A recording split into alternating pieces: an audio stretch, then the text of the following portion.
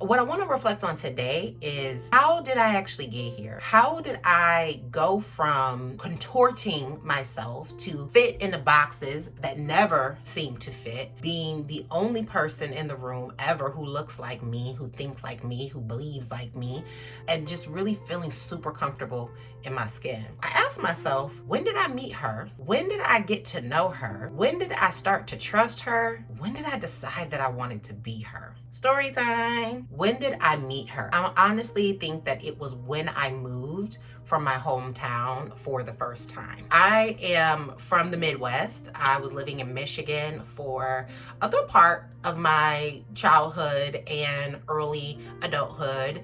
And when I moved from Michigan to Florida in 2012, it was the first time that I had really bet on myself. I moved with zero plan, guys. I had no job. I had no money. I had like $25 in my bank account. I also was a nomad, so I had no home. Like, sold everything that I owned, and whatever could fit my 400 or 500 is what came with me. And I started over. I say that I met myself then because it was the first time in my adult life that I really had to just trust that I wouldn't let myself down. I had to just trust and believe that I don't have an answer. I know I need to find one, and I'm going to go get one. Like, so that sense of I'm going to do it for me because I don't have anybody else to do it for me. That is when I met myself. Now, when did I start to trust her is a whole nother thing, because I also had a tendency to ask everybody else for their advice. I did not trust my own opinion, and I often spiraled in my mind, going back and forth with indecision, not really knowing if I could trust my choices. There is a very specific practice that my spirit downloaded to me many years ago that I still remember back on because it was definitely a turning point for me. And this was the practice. The rule was, when I want advice, if I feel like I have run into a conundrum and I need an opinion, I'm going to ask myself for it before asking anyone else. And I put a window of time on a week. I said, I just want to try this for a week. It was that compulsive, where as soon as I ran into something, I wanted to ask someone's opinion. So the practice was, if I have something that I want to decide, don't ask anyone else, ask yourself and journal it until you arrive at an answer. And when you arrive at an answer, test it and do it. Don't keep doubling back in your mind and going over and over and over. And so I did that for more than a week, as a matter of fact. And it was that practice when I started to realize, like, oh, hey, she's got some pretty good ideas. Okay, let's just see how this works out. And so I kept trying them, and I really started to recognize, like, oh, I do know more than what I've given myself credit for. Like, oh, this common sense that I have isn't that common, and it actually works. That's cool. So I started to trust her. That was amazing. Now, going from getting to know her, going from trusting her, that really came with just having a genuine curiosity about myself.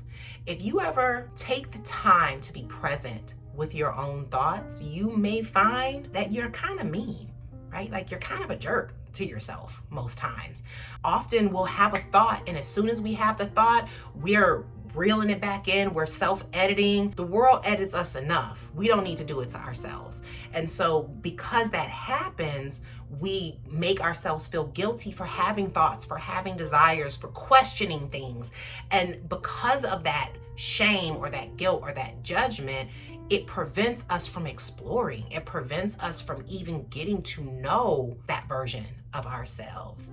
So I took that limitation off, and I just started to get really curious about who she is, what she thinks, why she questions. And this is coming from someone who was raised in a Kojic family, who I love. By the way, I love my spiritual roots. I also recognize that curiosity was not necessarily encouraged. And it is such a natural strength of mine that I was often fighting myself a lot to deal with that. Once I accepted my curiosity, and once I realized just how good it had been to me, I started to notice a few things. I started to see behaviors of mine that were not the bad thing that I thought that they were, but they were actually strengths. And so not only did I start to trust her and start to get to know her, but I started wanting to be her. I started to realize Like, it's not what I do that makes me good. Don't get me wrong. I do some pretty cool things. Like, I'm proud of my quality of work and what I do. I was raised to be a go-getter, so I go-getter, okay? But when I really realize that I am good, not because of what I do, but because of the breath that fuels me, my face is divine form. The God that sent me said, I'm coming to earth, I'm gonna sign up for this challenge, and I'll be there for X number of years, and I want my vehicle to look like this. Blow.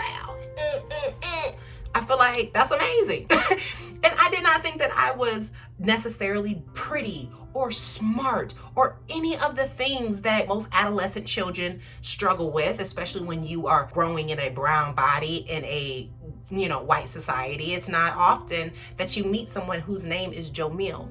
You will never meet another Jomil because there isn't one. Jomil. I have yet to meet someone with my name.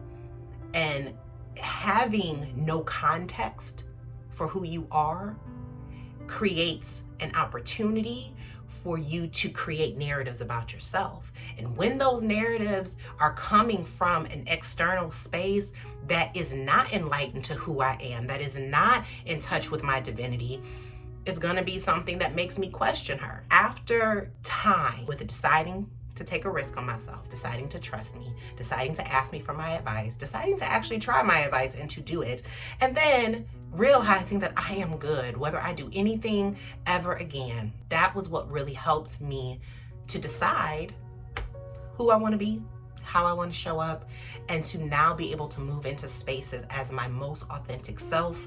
I don't feel like I am hiding versions of myself in one professional setting versus another. I'm me all day. This is what you got. This is what you get. So I want to encourage you to take a moment to get to know you without the judgment, but with the curiosity, with the concise, the care, with the love, and know that you are going to find something so good. Good luck.